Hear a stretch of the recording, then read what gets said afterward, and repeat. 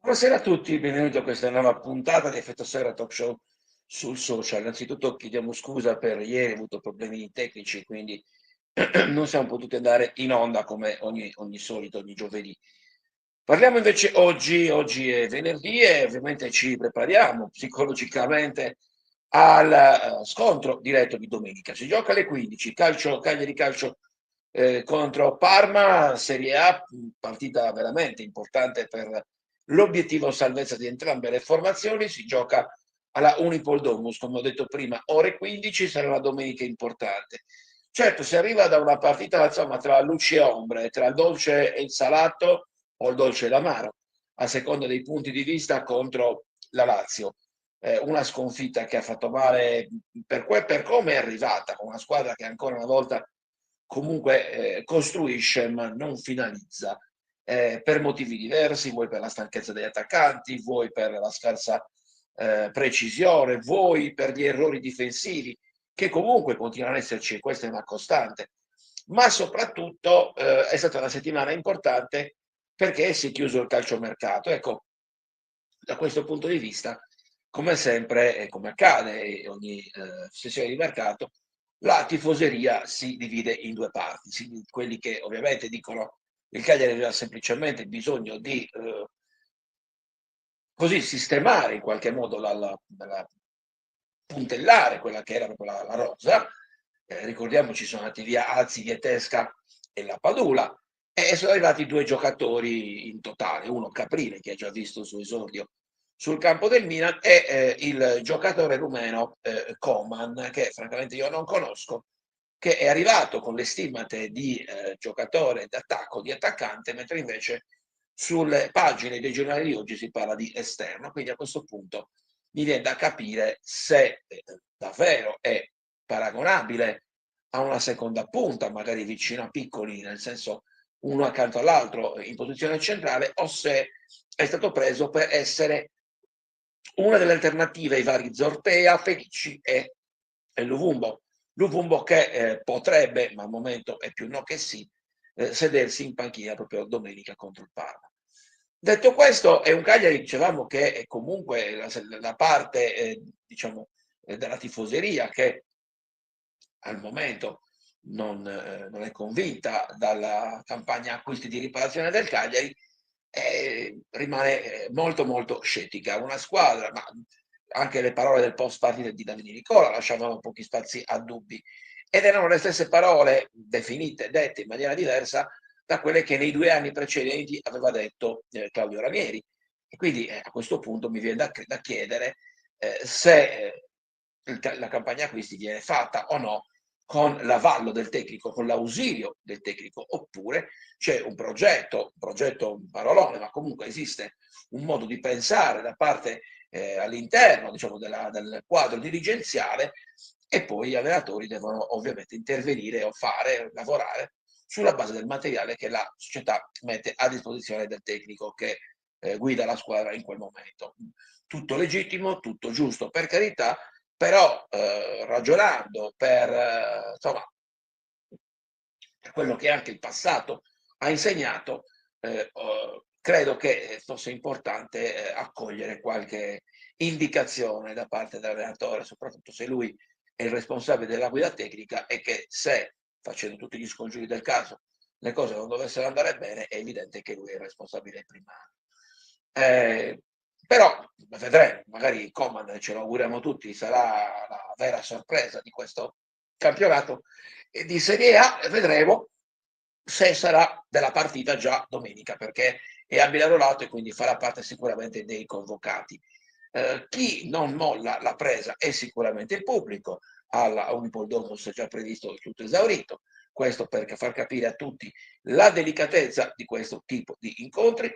Si gioca contro una concorrente diretta, Cagliari da dentro o fuori, è vero che mancano ancora diverse partite, ma il Parma è al terzultimo posto con un punto sotto. È evidente che una partita del genere, per giunta in casa, per giunta dopo aver vinto in trasferta la gara d'andata, quindi a maggior ragione per la classifica avulsa, necessita di conquistare i 3 punti, anche perché comunque il Cagliari arriva da una sconfitta dopo la brutta sconfitta di Torino, la sconfitta in casa contro la Lazio. È evidente che il Cagliari ha bisogno di fare punti. Perché dico questo? Perché comunque il campionato sta dicendo che dietro è veramente sottilissima la differenza. Bastano 2 partite con freno a mano tirato e ti ritrovi nuovamente in piena bagarre salvezza. Le altre non è che stanno molto meglio, però è evidente che, ad esempio, Monza ha acquistato Keita Balde, quindi sembra quasi che stia un po' e ha venduto diversi giocatori, ha venduto Djuric, ha venduto Bondo, cioè sta in qualche modo, sembrerebbe perlomeno, rifondare la squadra e quindi pensare magari già a una Serie B. Io non credo che il Venezia molli così, conoscendo Di Francesco e vedendo anche l'arrivo di alcuni giocatori, e poi rimane comunque il terzultimo posto perché c'è il Parma, c'è il Cagliari ovviamente, e poi c'è Verona, c'è il Genoa che secondo me ancora non è fuori dalla lotta, c'è l'Empoli che per quanto faccia delle prestazioni importanti rimane sempre lì, ci sono diverse squadre e quindi là c'è il Lecce, ci sono formazioni che ancora devono conquistare la salvezza. Il Cagliari è fra queste. E come farlo? Farlo conquistando punti importanti tra le mura amiche. Cagliari che, ripeto, a parte Luvumbo, dovrebbe avere tutti gli altri abili e arruolati. Certo è che ho trovato personalmente un po' fuori luogo la conferenza stampa di Bonato a termine del calciomercato. Perché? Perché secondo me non era il caso di spiegare la tattica della società. Nel momento in cui la stai spiegando è evidente che c'è qualcosa che non quadra. Allora consideriamo il fatto che lo stesso direttore sportivo all'apertura del calciomercato disse: il Cagliari quest'anno ha un tesoretto che potremmo spendere per consolidare la formazione nella parte sinistra della classifica o ai primi posti comunque della parte destra.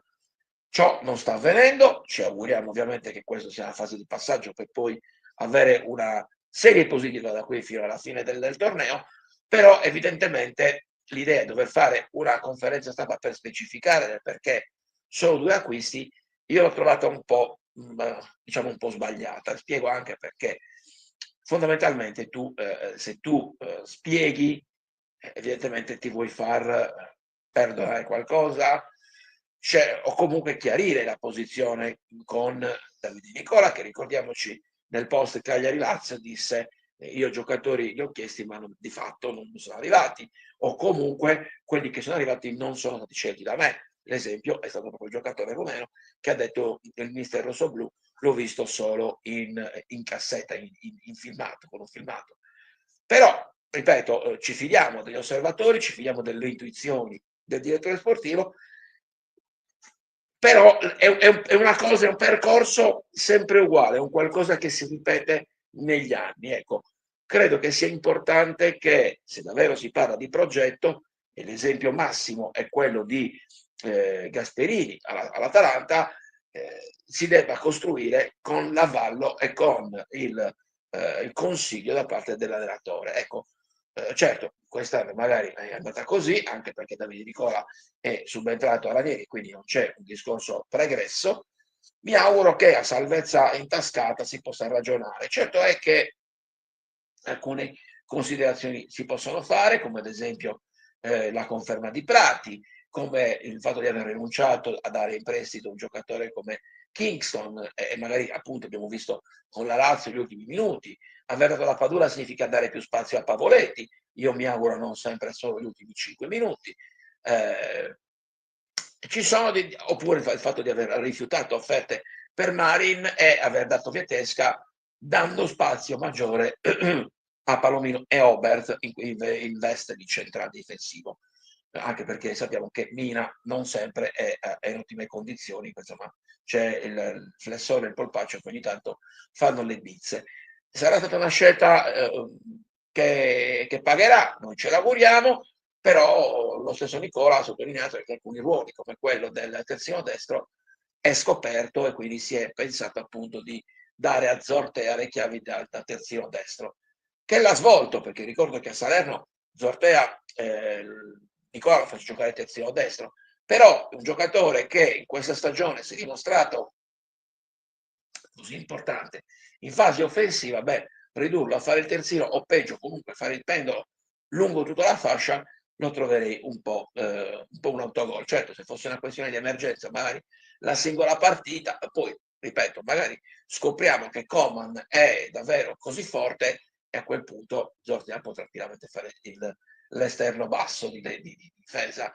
Vedremo anche sul ruolo difensivo, o meglio, sul modulo difensivo. Perché? Perché giocare a 4 o giocare a 3 cambia, l'abbiamo visto anche con la Lazio, cambia la disposizione tattica, non solo è un semplice discorso di numeri, ma proprio di posizione, perché se tu giochi con la difesa a 4, l'esterno basso, che sia a destra che sia a sinistra, si deve arare tutta la fascia. Con invece una difesa a 3, tu hai il cosiddetto braccetto, lo zappa della questione, che può interscambiarsi con l'esterno alto, in questo caso Zortea. Vedremo che questo tipo di ragionamento che cosa si può fare contro il Parma, squadra molto giovane che ha diversi assenti per infortunio, con una situazione sulla piazza parmense davvero molto delicata. Si pensava addirittura ad un esonero già prima della parità col Cagliari. Il DS Pedersoli, tra l'altro ex direttore sportivo del Cagliari ai tempi di Cellino, che ha portato, ricordiamoci, Zola a Cagliari, diciamo, non ha confermato, anzi Pecchi rimane saldamente al suo posto, però è evidente che anche per loro rappresenti davvero un importante passo verso la salvezza. Non possiamo guardare in casa d'altri e vedremo ovviamente cosa succederà. Fischio d'inizio alle ore 15, lo ricordo ancora una volta, scusate, sono abbastanza stanco. Dicevo, fischio d'inizio alle ore 15, sarà un catino bollente, la Unipol Domus, con l'obiettivo di spingere il Cagliari verso la vittoria.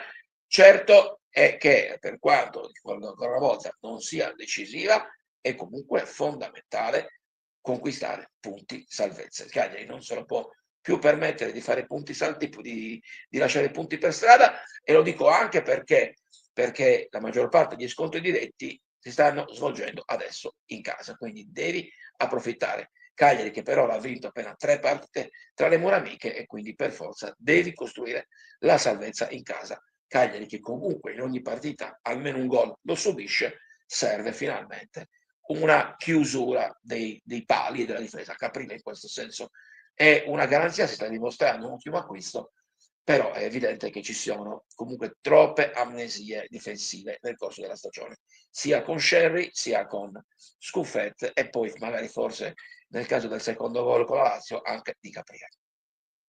Bene, io vi saluto, vi do appuntamento a lunedì per la puntata di Effetto Serra, perché il 45 minuto è anche su Effetto Serra. Ovviamente parleremo dell'intervallo, parleremo del post partita di Cagliari-Parma, mentre domenica, appunto, dicevo, scusatemi, alle 16 e alle 15:45, all'intervallo, appunto, 45 minuto, dove affronteremo il primo tempo, proprio tra la formazione di Davide Nicola e quella di Fabio Pecchia. Grazie a tutti, buon weekend. Ciao.